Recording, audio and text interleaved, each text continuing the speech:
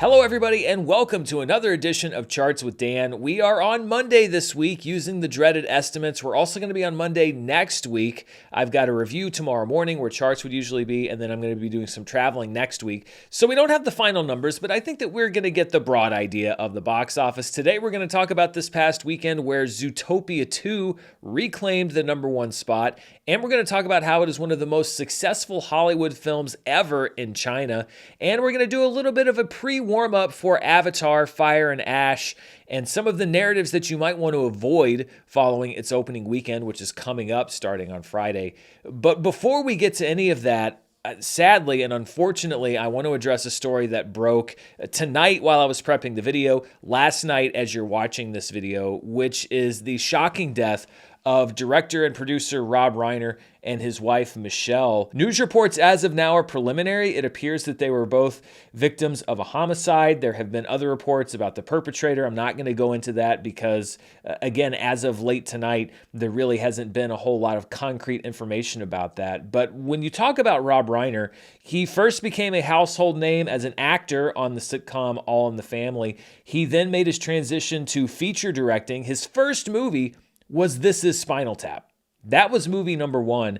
And then following that, Rob Reiner went on what I think can only be described as a generational run as a director. These were his movies following This Is Spinal Tap. The Sure Thing was his second film, followed by Stand By Me, The Princess Bride, When Harry Met Sally, Misery, and A Few Good Men. Following that, he had a memorable flop with North, particularly if you're a fan of Roger Ebert. And then he made another movie that was critically acclaimed with The American President. And particularly when you talk about those pre-North movies, a lot of times I've been asked what director had the best run ever. And I think that Rob Reiner has got to be in the conversation because I can't think of a run of films, the ones that he made in the 80s going into the early 90s, that are not only acclaimed at the time of their release, but that are still talked about today. I mean, I think you'd have to go to a director like Steven Spielberg, and even he had movies in that run in the 80s that aren't as talked about as some of Reiner's movies, the ones that he made. Rob Reiner also co-founded Castle Rock Entertainment,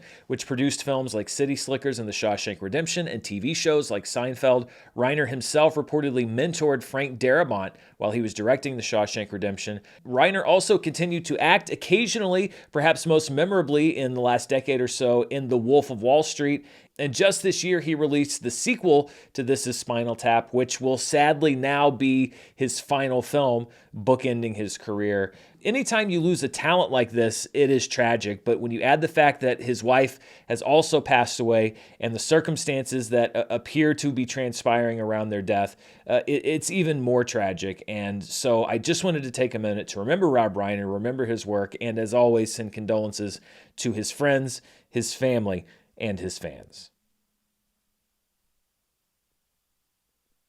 So let's transition now into the weekend box office. And the #1 movie for a second weekend, but not a second consecutive weekend, was Zootopia 2. It gave up that #1 spot last weekend for Five Nights at Freddy's, but it's back on top with $26.3 million. That's a 39.4% drop from last weekend. It's now at $258.9 million and primed to make even more as we go into the Christmas holiday season. Five Nights at Freddy's 2 had a drop that was similar to the first movie. It dropped 69.5%. The first one was a day-and-date streaming release. This one was not, so it seems like this franchise is just going to be one of those front-loaded ones. It made $19.5 million.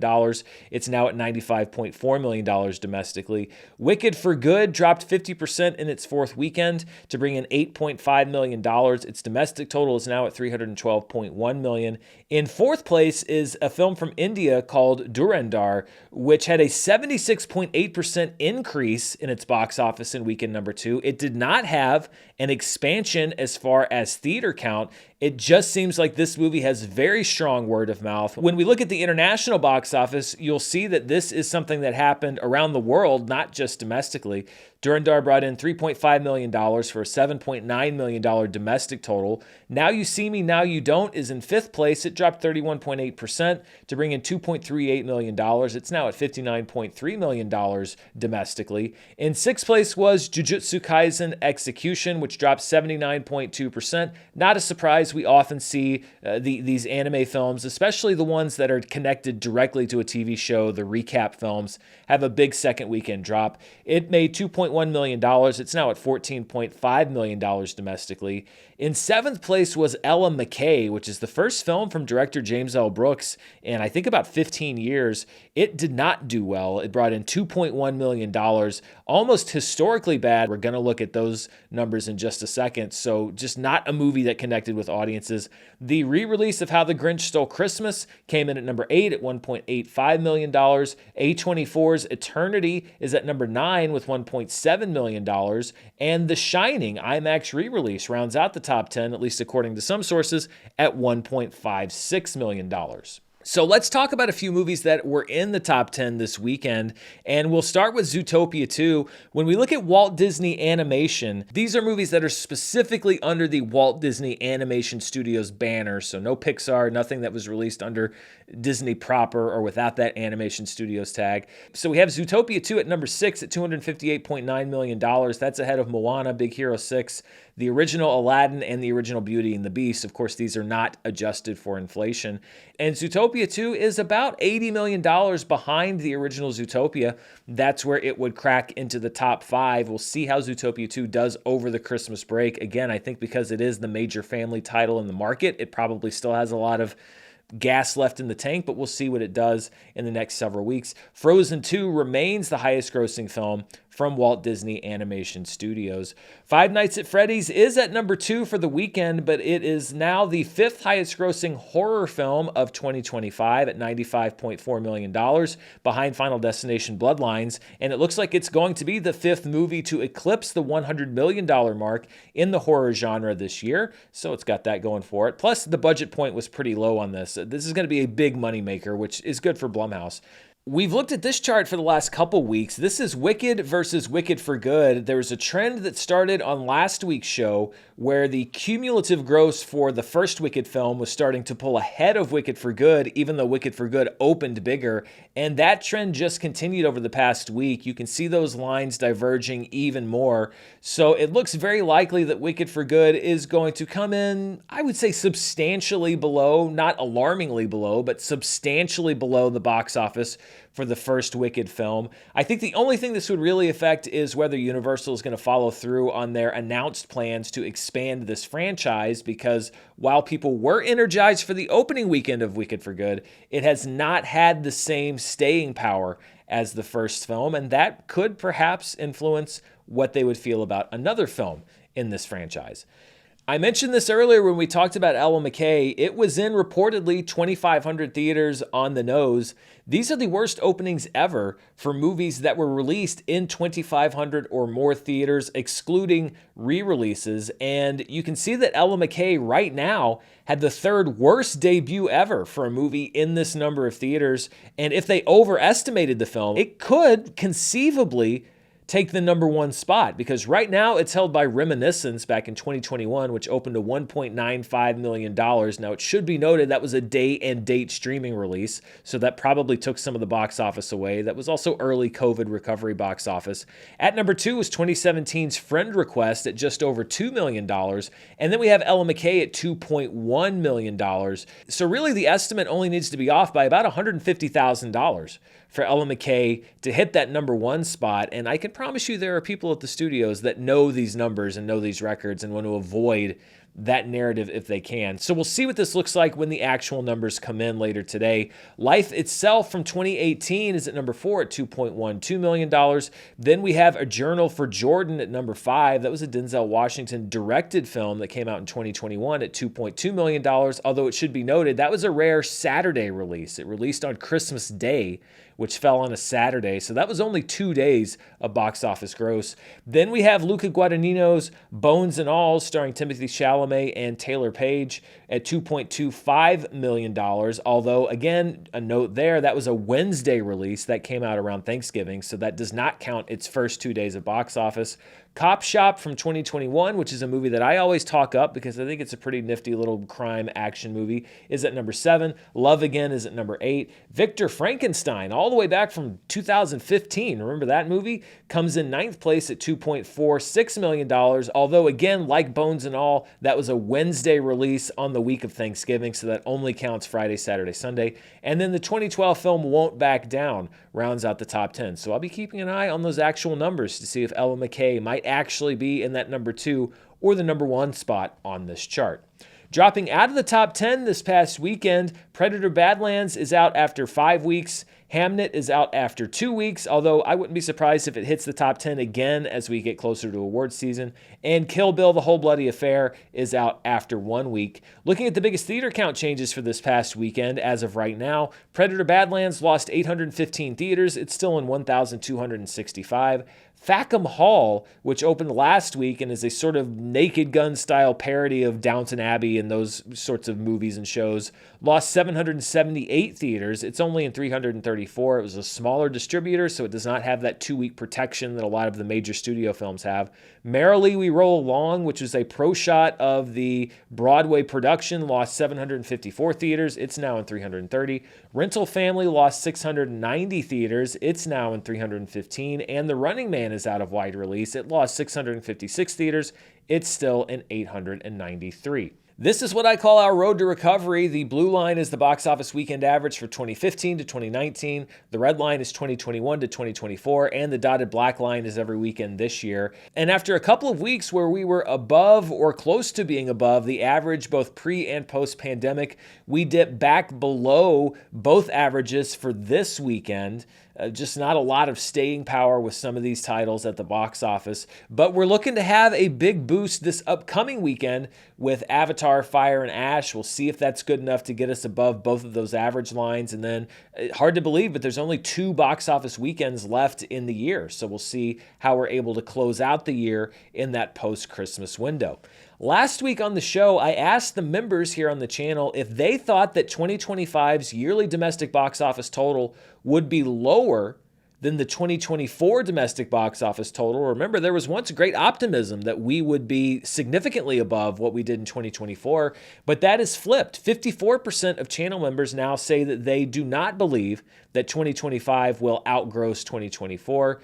46% said that they do believe, they have hope for Avatar and these other films, and that we will still be able to pull off a bigger gross than what we got. It'll be close, but I think I kind of hedge with the people that said that yes, the 2025 box office total will be lower than 2024's. Of course, the big savior, really the biggest savior left for the box office this year, is Avatar, Fire, and Ash, which opens this Friday.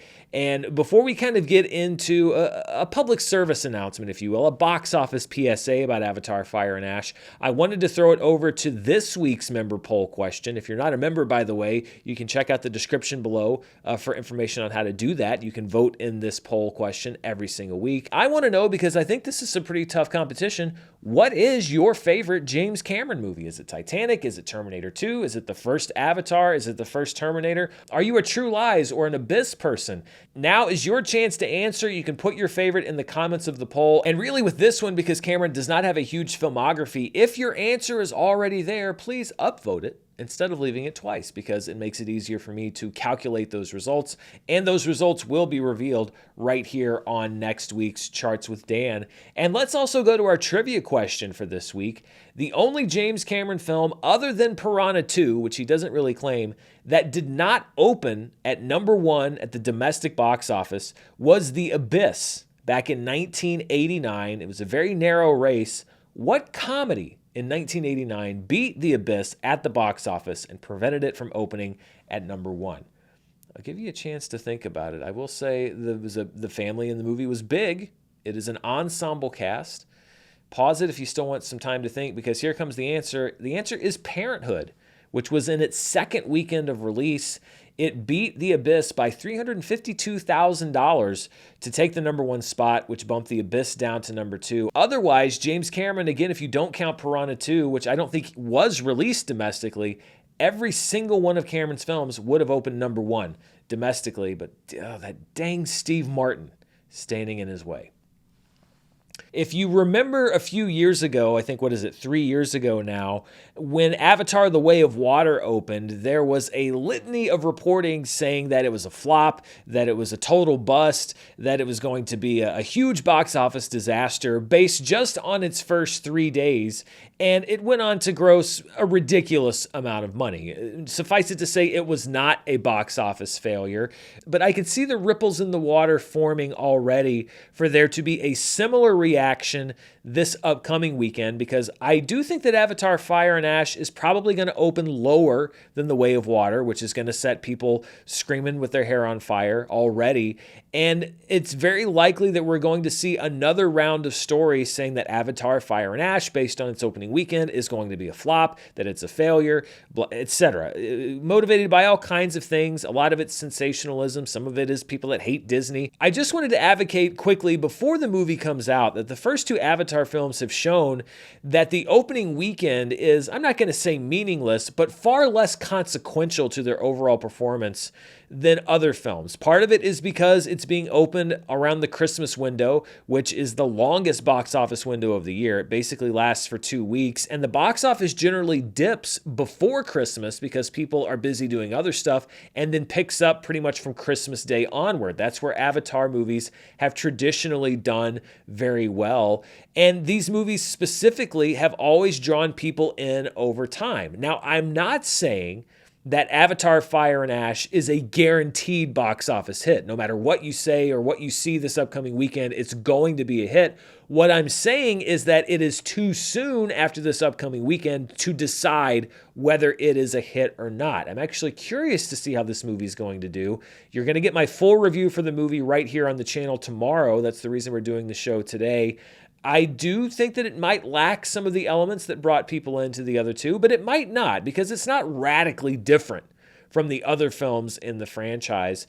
But before you get caught up in the sensationalism and the headlines saying that Avatar is a flop, and I'm sure that there are going to be plenty of videos and stories that do well because it's a very appealing headline, I just want to remind everybody that even if the opening looks low, take a breath. Let's see how it does in weekend #2. Let's see how it does over the holidays. And if we get 2 weeks into Avatar's run and the numbers are still low, then we can start talking about being a box office disappointment or how it is a flop compared to the other films. But the first 3 days, especially for this movie, especially for this time of year, far too early to make that determination this upcoming weekend. Of course, I'll be here tracking the numbers. I'm a big picture guy. That's what I do here on the channel. It may not be as sexy in the clicks department, but I think it is informative at least. I try to give you some context with everything that's going on, and we will be tracking, and I will be tracking Avatar just like every other movie as we close 2025 and head into 2026.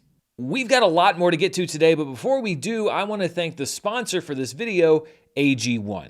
A lot of people like to put off getting healthier until after the holidays, but the truth is there isn't a right or wrong time to get healthier. There's just right now, and AG1 is one way that you can start prioritizing yourself and your health today. Anyone who's tried to meaningfully change their habits can tell you that it's not about perfection, it's about consistency. And that's something that I've struggled with in the past. I think most people probably have. AG1 helps you with that by simplifying your nutrition in one scoop that contains a multivitamin, pre- and probiotic, superfoods, and antioxidants. One scoop in 8 ounces of water and you're done in 20 seconds. I've been using AG1 for quite a while, and when we talk about consistency, I think that variety is an important part of that, and AG1's got you covered even more now with new flavors, including original flavor, citrus, berry, and tropical. When you're drinking or doing the same thing every day, it's great to have that variety, and AG1 now offers even more choices for me to start my day.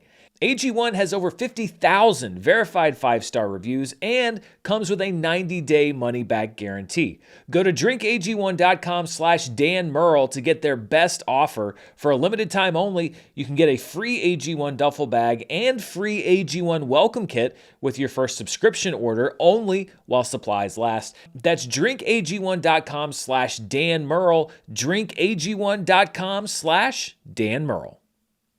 All right, let's take a look now at the box office outside of the United States, everywhere except for the US and Canada. These were the top 5 films internationally. Zootopia, another week at number 1 at $131.1 million. That is a 40% drop from last weekend. As I mentioned, Durandar did well, not just in the US, but also around the world. It had a 43.1% increase in box office at $20.3 million.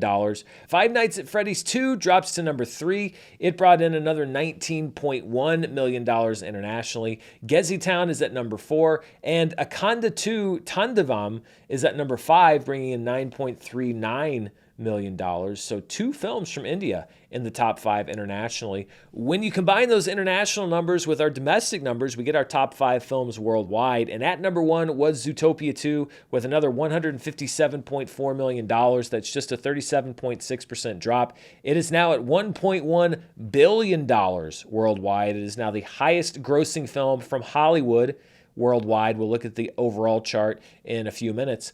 Five Nights at Freddy's 2 bringing in $38.6 million, a 64.9% drop overall. It's at $173.7 million worldwide. Durandar has a 47.4% increase in business worldwide, bringing in $23.7 million. It's at over $60 million worldwide. Wicked for Good is at $16.2 million for the weekend. It's approaching that $500 million global mark. And Gezi Town is at number 5 with $9.8 million with a $42.8 million global total. That's really all in China. And as you can see from those numbers, Zootopia 2 is a hit domestically, but it is a huge film internationally, and most of that money is coming from the Chinese market. Zootopia 2 is not only a hit movie in China, it is one of the biggest films from Hollywood ever released in the Chinese market. These are the top 5 highest grossing Hollywood films in China all time, and Zootopia 2 is just the second film from Hollywood to break the $500 million mark in the Chinese market, and it's behind only Avengers Endgame to be the highest grossing Hollywood film in Chinese history. So Avengers Endgame brought in $632.1 million from China. Zootopia 2 now just over $500 million in second place. Then we have The Fate of the Furious at number 3, Furious 7 at number 4, and Avengers Infinity War at number 5. So it's not just that Zootopia 2 is popular in China, it's that it is abnormally popular there, and I think it is probably likely that we're going to see another Zootopia film with less of a layoff than we had between part 1 and part 2. All right, let's take a look at some of the specialty charts for this past weekend domestically, and we'll start with the top per theater averages. Again, these are the films that are reporting as of Sunday night when I'm prepping the show. Rosemead, starring Lucy Liu, is still at number 1. It brought in $29,118 in one theater. Resurrection, opening in 3 theaters, is a close second place. It brought in $21,400. La Grazia, which was on this chart last week, brought in nearly $14,000 per theater in 2 theaters. Then we have Durandar, which is a top 5 film despite only being in 377 theaters. It brought in $9,283 per theater. And the Sundance Grand Jury Prize Zootopia comes in at number 5, bringing in just over $9,000 in one theater. Looking at the top films in limited release, which I define as 1,000 theaters or fewer, Durandar, of course, is at number 1 at $3.5 million in 355 theaters. The Shining re-release on IMAX is at number 2. It was in 400 theaters and brings in $1.56 million. Hamnet in 749 theaters is at number 3 at $1.49 million. Then we have the Met Opera's presentation of Andrea Chenier? I guess I should mispronounce things in every language on this show. It brought in just over $500,000, and Akanda 2 Tandavam in an unknown number of theaters brought in $366,000. This is the 2025 fall holiday box office chart domestically, so these are all movies released post-Labor Day. Wicked for Good right now still at number 1 at $312.1 million. Zootopia 2 is at number 2 at $258.9 million. Then we have The Conjuring Last Rites and Demon Slayer Infinity Castle. Five Nights at Freddy's 2 is up to number 5. That's a big jump from last week. Predator Badlands moves down one spot to number 6. Black Phone 2 is down to number 7. Tron Ares is at number 8. One Battle After Another is at number 9. And Now You See Me, Now You Don't is at number 10. Unless something goes catastrophically wrong, Avatar, Fire and Ash will be somewhere on this chart when we check in next week. This is the 2025 domestic box office chart for the entire year. A Minecraft movie is still at number 1, followed by Lilo and Stitch, Superman, and Jurassic World Rebirth. Wicked for Good, though, is angling for that number 4 spot. Sinners is at number 6. The Fantastic Four, First Steps is at number 7. How to Train Your Dragon is at number 8. But look at Zootopia 2. It stays in 9th place, but it is very well positioned to move up to at least number 6 by next week and perhaps higher. So it's not going to be at number 9 for very long. And Captain America Brave New World clinging on to the top 10 at number 10 with $200.5 million.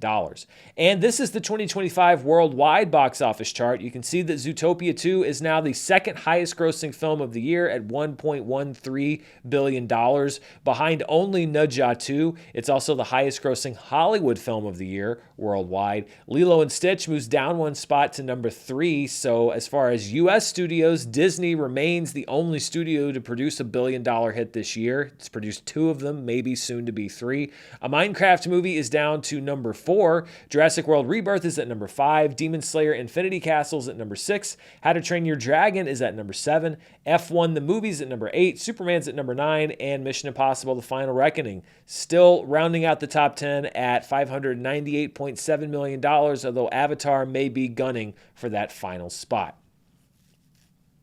All right, let's take a look at the latest from the world of streaming, and we'll start with the latest numbers from Netflix, which cover the dates of December 1st through December 7th. The number 1 program was actually not Stranger Things Season 5. The number 1 program was Troll 2. It's not the Troll 2 you might be thinking about. There was a hit Netflix movie called Troll, an international film. This is the sequel to that movie, not the cult classic film. But it brought in 29.26 million views. Not a shocker. The first Troll, one of Netflix's most watched international movies of all time. Stranger Things Season 5 brought in 23.65 million views.